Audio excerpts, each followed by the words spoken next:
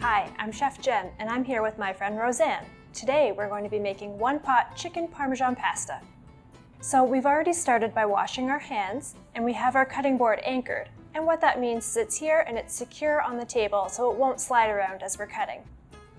First step, we're going to chop our onion. So we're going to cut off both ends very carefully. Put those aside, and then we're going to put it on the flat end so it's secure on the board. And then we just cut it in half. Put our knife down and we'll peel the skin away.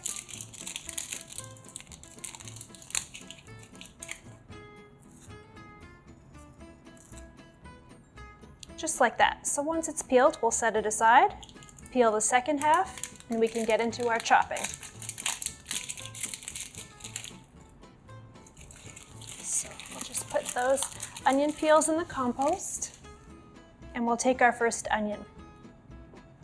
So you want to take the root end, that's the end with the little piece of onion that's all stuck together, and put it away from you. So as you're slicing, that's going to help hold the onion and keep it safe. And then we'll just rotate it and cut. Doesn't have to be perfect. We're going to continue cutting as we go. And once you get closer to your fingers, roll that onion onto the flat side so it's not going to slip around on you. Just continue cutting. Same thing with the second half.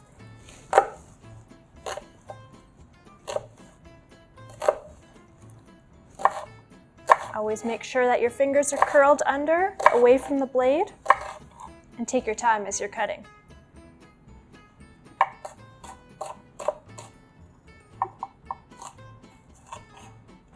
And we're just going to slide those onions over to give us a little bit more space, and we'll work in small chunks at a time.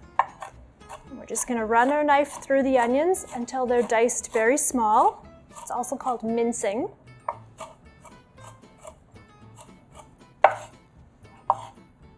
You may find as you're starting to chop the onions that your eyes start watering like mine. If that happens, yours are too. If that happens, just take a little break and then go back to it.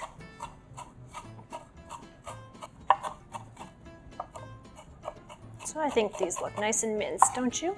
I think so. So we're going to set our knife down and we're just going to add these onions to the bowl. And we'll just set those aside for a second. Next, we're going to take 3 cloves of garlic. So you just want to cut each end off. Push those aside. And it's okay to use the same cutting board as the onions. They're going in the same bowl after all.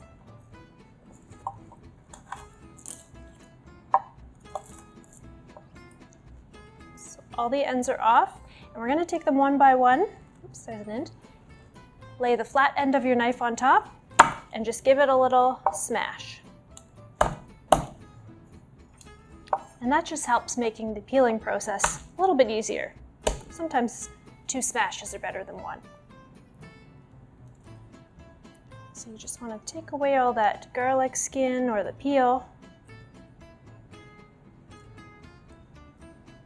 And we'll put the peel into the compost. Oops. And we'll just mince that up like the onions. And by smashing that garlic, it makes it a little bit easier to cut too.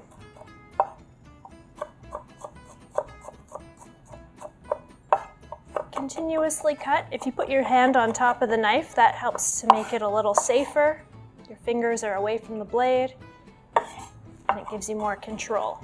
So just continuously chop that garlic until it's nice and finely minced. So you want to clean off your knife, put it into a little pile, and just add it to your bowl of onions. We'll do it this way. Just like that, onions and garlic.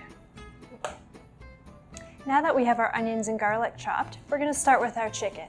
So here we have some boneless, skinless chicken thighs, and we're just going to take them one at a time, and we're going to cut them into bite-sized pieces.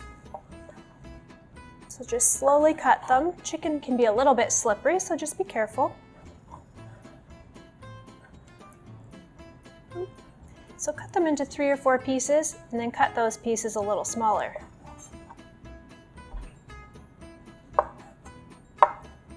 We want to make sure that each piece is about the same size as the others so that the chicken will cook evenly in the pot and we don't have any undercooked or overcooked chicken. You can always wear gloves too when you're cutting chicken if you don't like the feel of it.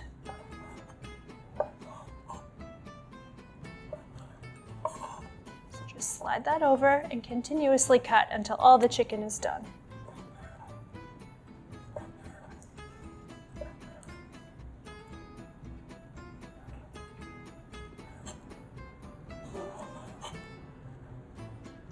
So now that the chicken is all cut, we're going to put it back into the bowl, and then we're going to wash our hands and the cutting board.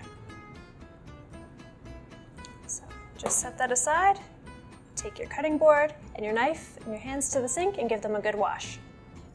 All right, so now it's time to cook the chicken. So Roseanne, if you would turn the burner on, please. Yep, and then flip it. There you go, and then add the pot onto the burner. Just like that, perfect. So we're gonna let that heat up, and we can always test how hot the pan is by just putting the back of our hand over the top of the pot or the pan. Don't touch the pan, but just feel the heat coming up as it rises. Once you feel it warm on the back of your hand, it's ready to go. So a little bit of canola oil so the chicken doesn't stick. Give that a second to heat up, and then we'll dump our chicken in. So I think that's ready. So if you want to grab the wooden spoon and just scoop that in. And you can hear it sizzling already. So a little bit of pepper in the pot. A little bit of salt.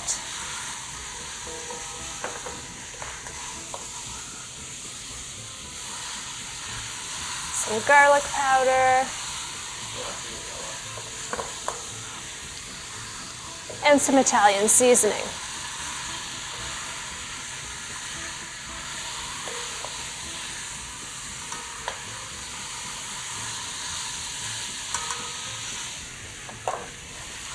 And we'll just continue cooking that until the chicken is cooked through. As it cooks, it's going to turn from a pink color to white, and the outside should be a little bit browned.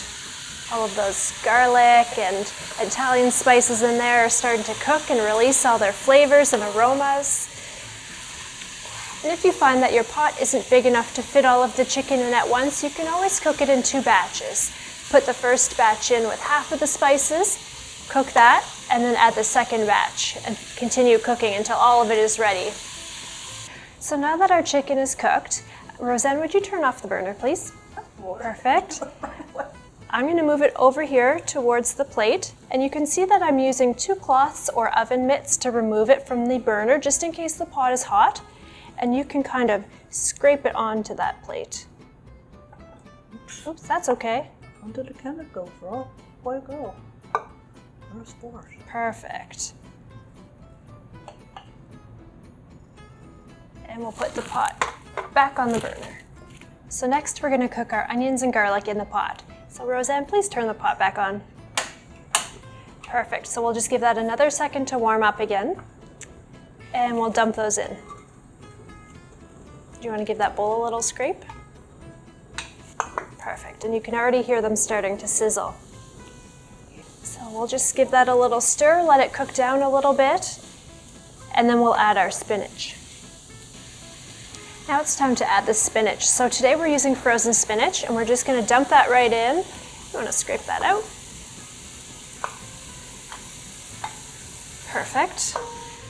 And we'll mix that into the onions and garlic, and then we'll open our can of tomato sauce.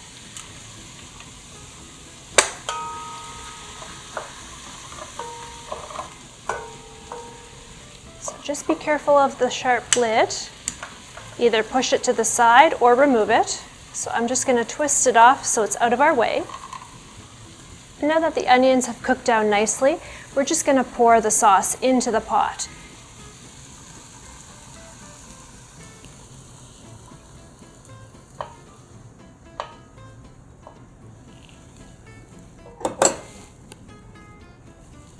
And at the same time, we're going to add 3 cups of water.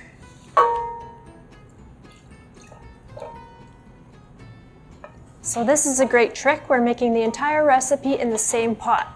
So once we're ready, we're going to add our pasta to it. We're going to cook it, add the chicken, and then we don't have a large mess to clean up afterwards. Works out great. So as Roseanne is stirring, we're just waiting for the sauce and the water to come to a boil, and then we can add our pasta.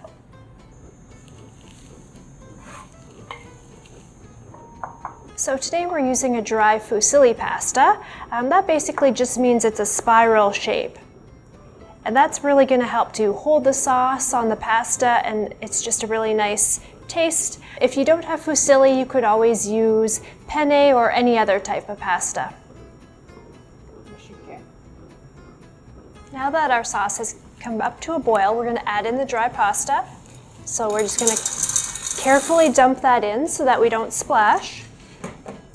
And we'll add our cooked chicken back to the pot.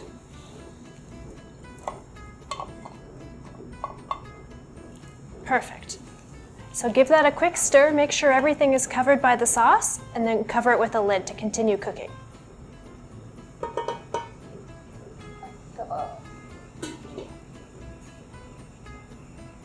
And we'll just let that cook.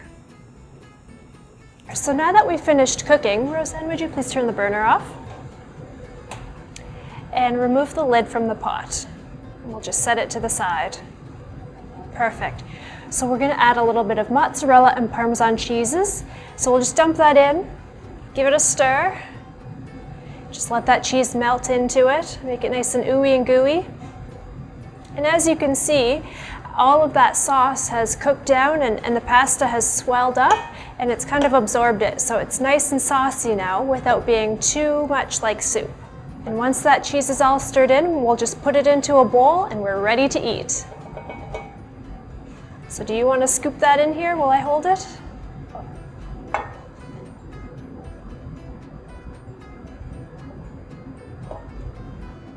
There you go. Awesome. And we'll just take a little bit of extra cheese for the top. Everybody likes extra cheese. And there we go. 1 pot chicken Parmesan pasta. High five. Good job. Good job.